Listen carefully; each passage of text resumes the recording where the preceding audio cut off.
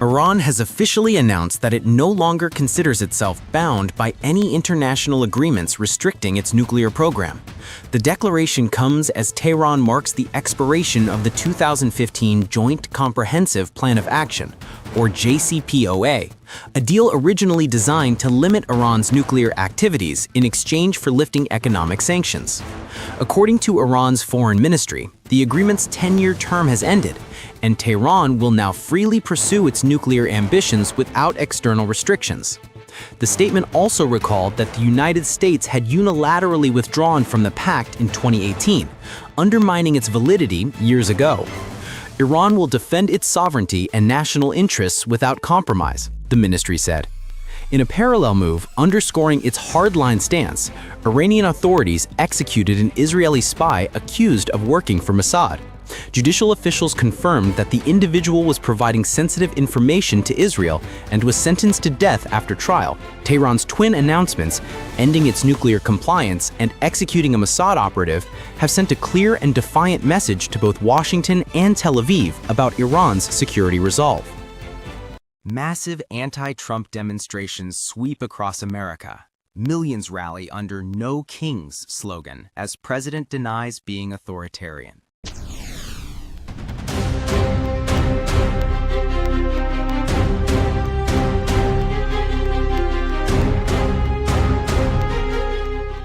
In a historic show of dissent, over 7 million Americans took to the streets across all 50 states to protest against President Donald Trump's alleged authoritarian policies and corruption. Under the slogan, "No Kings," demonstrations were held at more than 2,600 locations nationwide, uniting people of all ages, races, and political backgrounds. The protests remained largely peaceful, marked by a festive atmosphere, colorful banners, and symbolic costumes. In New York's Times Square alone, more than 100,000 demonstrators gathered, with police reporting no arrests. Similar rallies erupted in Boston, Philadelphia, Atlanta, Chicago, Denver, San Diego, and Los Angeles, where the main march took place. Protesters accused President Trump of undermining democratic institutions, promoting loyalists over competence, and deploying National Guard units to intimidate political opponents. Several former Republicans also joined, declaring, "We don't want a king."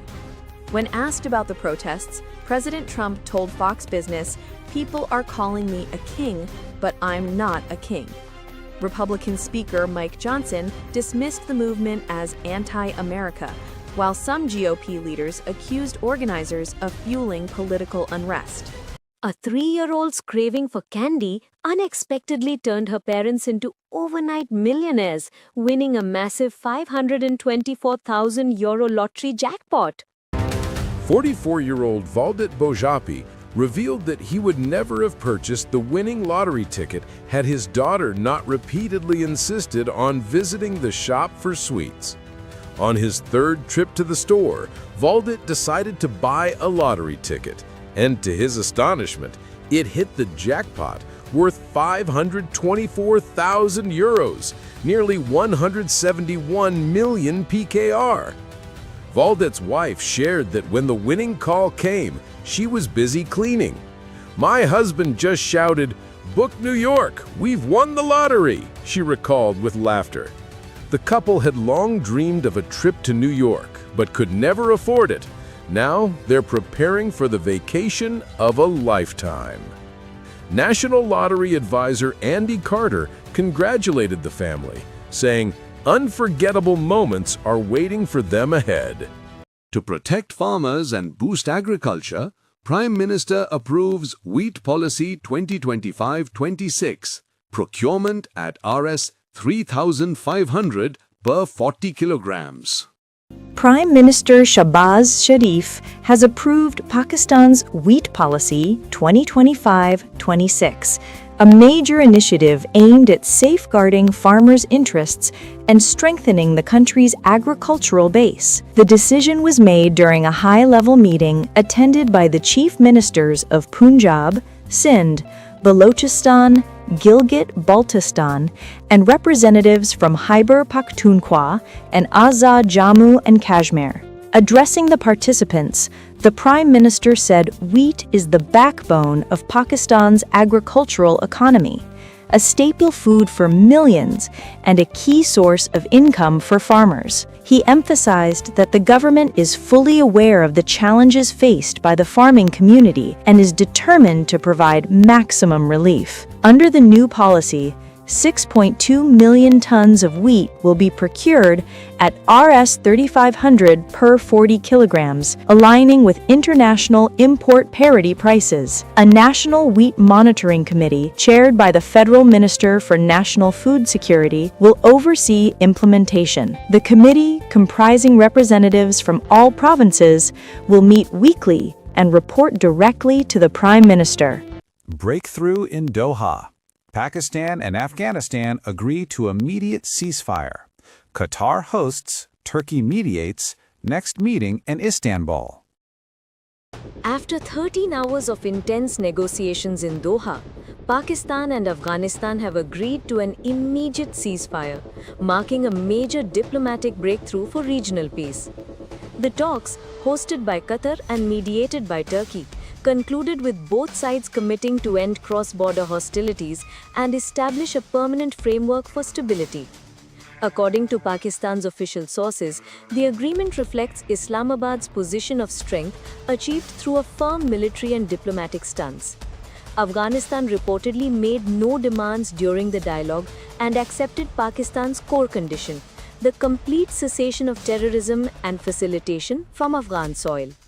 A joint monitoring mechanism will be established to ensure compliance with the ceasefire terms. Sensitive details of the agreement have been kept confidential to maintain mutual respect and operational discretion. Defense Minister Khwaja Asif hailed the accord as a positive first step towards lasting peace, while Deputy Prime Minister Ishaq Dar emphasized that both nations will now respect each other's sovereignty.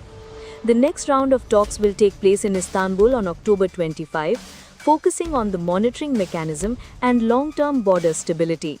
Attention medical aspirants. MD-CAT 2025 test centers announced nationwide and in Riyadh. 140,000 candidates to appear October 26. The Pakistan Medical and Dental Council, PMDC, has officially announced the test centers for MD-CAT 2025, bringing relief and excitement to thousands of medical aspirants.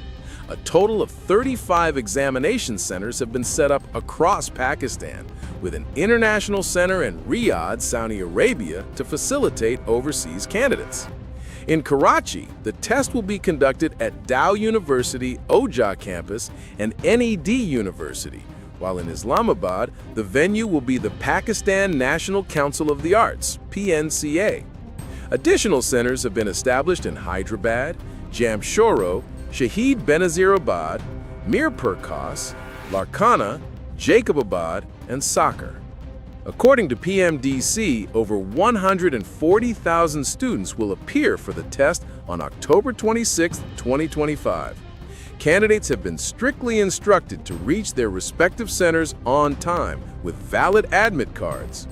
Authorities have directed universities to ensure strict confidentiality of question papers and prevent any out-of-syllabus content.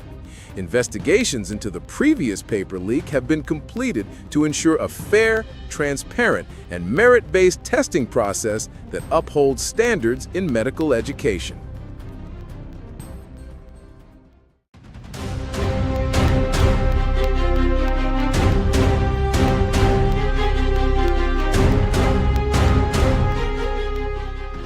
Toxic winds from India following Diwali celebrations have engulfed Pakistan's Punjab region, turning Lahore into the most polluted city in the world. According to the Environmental Protection Agency, EPA, Lahore's Air Quality Index, AQI, reached a hazardous 332, while Faisalabad, Sheikhupura, DG Khan, Gujranwala, and Multan also recorded dangerously high pollution levels. The EPA attributed this alarming spike to massive fireworks and industrial smoke from Indian cities, including New Delhi, Chandigarh, Ludhiana, and Patiala, which drifted westward into Pakistan. The Punjab government has launched emergency anti-smog measures, including water sprinkling and the deployment of anti-smog guns across major cities.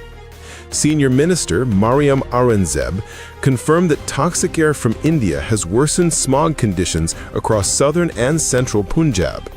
The government has now made masks mandatory for motorbike riders and advised citizens to keep windows and doors closed. Health experts warned of a potential surge